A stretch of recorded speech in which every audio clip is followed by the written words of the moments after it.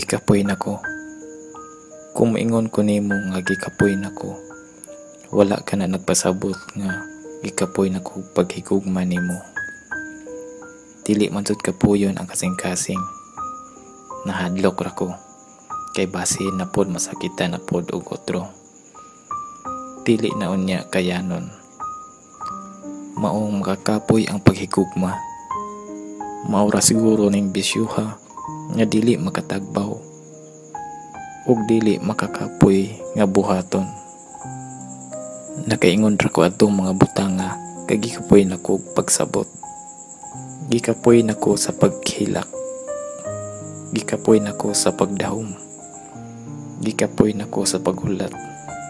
Ug labaw sa tanan, gikapoy na ang masakitan. Migtuo ko nga maistorya na sa usa ka tawo kung iya nang ibuhat ang tanan. Pero kung wala gihapon, maong sa kintapusan, dili na kayanon. Maong sa dili pa paistoryahon ang imong hinigugma, pangitaa ang paagi.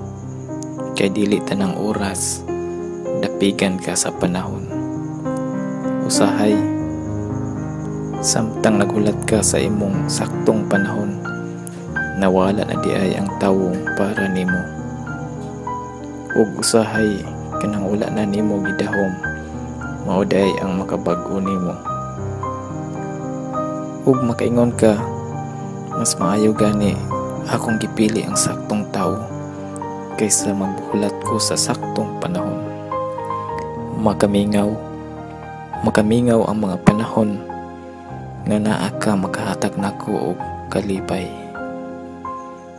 Kung mahigugma ko sa pag-usab, kaya nang mabatian ako nga ikaw na gyud ang akong gimahal.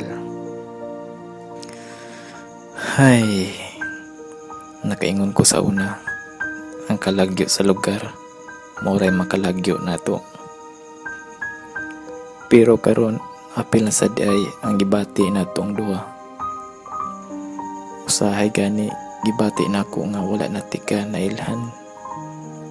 Murag lain na atong mga kalibutan. Na ay mga butang jud nga sa sinugdanan ra ang kalipay. Moabot jud ay ang panahon nga makaingon ka nga sakto na. Sakit na manggod. Tungod kay nasakitan na ka, nakuhaan ang mga oras na unta gigugma pa nimo siya.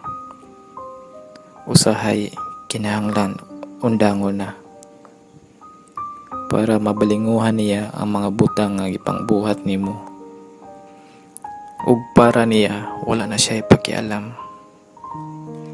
Unta dili maabot ang mga oras na mawalan ako og panahon para nimo.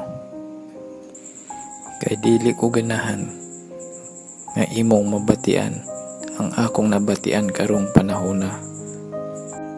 Karong sa panahon nga ibaliwala na ko nimo. Usahay kulang na imong oras para sa imong hinigugma. Dili nimo mabalinguhan na ana di ay laing mingbuhat sa mga butang nga ikaw unta ang mubuhat para niya. Og wala ka kabalo na ana di ay laing mga tawo milihok o mingbuhat para pulihan ka sa imong pwesto. Kaysa binagsa na tong mga sayop nga gibuhat na ay mga butang o mga tawo nga wala diri kanang